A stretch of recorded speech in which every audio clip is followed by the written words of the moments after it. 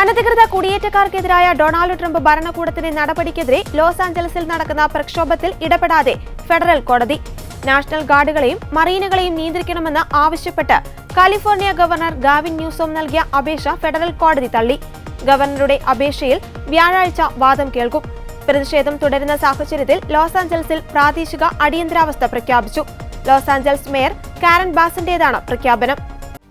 പ്രതിഷേധങ്ങൾ അവസാനിക്കണമെങ്കിൽ immigration and customs enforcement നടത്തുന്ന റെയ്ഡുകൾ അവസാനിപ്പിക്കുകയാണ് വേണ്ടതെന്ന് മേയർ കാരൻ ബാസ് പറഞ്ഞു. പ്രക്ഷോഭത്തിൽ നഗരത്തിൽ വലിയ രീതിയിൽ നാശനഷ്ടങ്ങൾ സംഭവിച്ചു. നേതാക്കന്മാരോടും നിയമവിദഗ്ധരോടും സംസാരിച്ച ശേഷം തുടർ നടപടികൾ സ്വീകരിക്കും.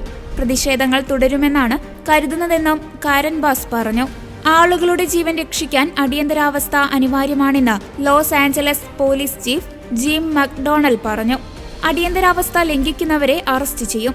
ശനിയാഴ്ച മുതൽ നഗരത്തിൽ നിയമവിരുദ്ധ പ്രവർത്തനങ്ങൾ വർദ്ധിച്ചു. ശനിയാഴ്ച മാത്രം 27 പേരെ അറസ്റ്റ് ചെയ്തു. ഞായറാഴ്ച അത് 40ആയി. തിങ്കളാഴ്ച 114 പേരെയും ചൊവ്വാഴ്ച 197 പേരെയും അറസ്റ്റ് ചെയ്തു. പ്രക്ഷോഭം സമാധാനത്തിനും സർക്കാർ ഉത്തരവുകൾക്കും മേലുള്ള കടന്നുകയറ്റമാണെന്നായിരുന്നു ഡൊണാൾഡ് ട്രംപ് കഴിഞ്ഞ ദിവസം പ്രതികരിച്ചത്.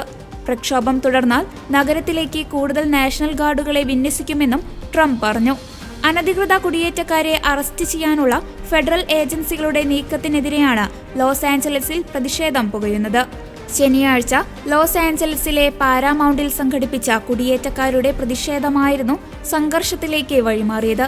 ട്രംപ് നാഷണൽ ഗാർഡിനെ ഇറക്കിയതോടെ പ്രതിഷേധം കനക്കുകയായിരുന്നു. രാജ്യത്തെ ഏറ്റവും വലിയ നഗരങ്ങളിൽ ഒന്നായ ലോസ് ആഞ്ചലസിൽ ആകെ ജനസംഖ്യയുടെ 1/3 കുടിയേറ്റക്കാരാണെന്നാണ് കരുതുന്നത്. അതുകൊണ്ട് തന്നെയാണ് ട്രംപ് ലോസ് ആഞ്ചലസിനെ തന്നെ പ്രധാനമായും ലക്ഷ്യം വെക്കുന്നത്. കഴിഞ്ഞ മാസം 239 അനധികൃത കുടിയേറ്റക്കാരെ നഗരത്തിൽ നിന്ന് അറസ്റ്റ് ചെയ്തിരുന്നു.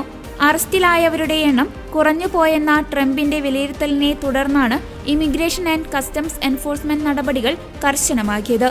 ഒരു ദിവസം ചുരുങ്ങിയത് 3000 പേരെയെങ്കിലും അറസ്റ്റ് ചെയ്യണമെന്നാണ് സർക്കാർ ICEക്ക് നൽകിയിരിക്കുന്ന നിർദ്ദേശം. ഇത് നടപ്പിലാക്കാനുള്ള ശ്രമമാണ് വ്യാപക പ്രതിഷേധത്തിൽ കലാശിച്ചത്. അതേസമയം അനധികൃത കുടിയേറ്റക്കാരെ കണ്ടെത്താനുള്ള നടപടികൾക്കെതിരെ ലോസ് ആഞ്ചലസിലെ പ്രക്ഷോഭം ദേശീയ സുരക്ഷയ്ക്ക് ഭീഷണിയാണെന്ന് US പ്രസിഡന്റ് ഡൊണാൾഡ് ട്രംപ് പറഞ്ഞു.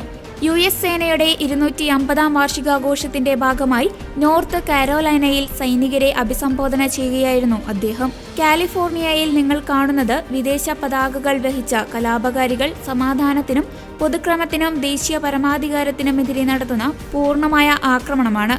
ഫെഡറൽ സ്വത്തുക്കളെയും ജീവനക്കാരെയും സംരക്ഷിക്കാൻ സൈന്യത്തെ വിന്യസിക്കേണ്ടത് ആവശ്യമാണ്. കാലിഫോർണിയയുടെ ഡെമോക്രാറ്റിക് സർക്കാർ ഈ നീക്കം അധികാര ദുരുപയോഗവും ആവശ്യമില്ലാത്ത പ്രകോപനവുമാണെന്ന് പറയുന്നു.